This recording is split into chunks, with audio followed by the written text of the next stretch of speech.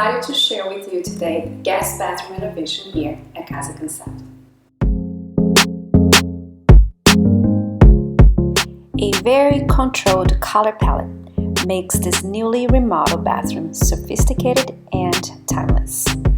Focusing on the simplicity of the materials, we paired plastered walls with the most beautiful terrazzo cement tiles. We chose a reclaimed wood vanity to bring in some earth tones into the space. The vanity is topped with a gray marble countertop and a white vessel sink. The grain from the wood brings in so much character into this brand new space, and the detail on the marble is absolutely stunning. To help ground this monochromatic aesthetic, we used a black wall-mounted sink faucet and black shower faucet.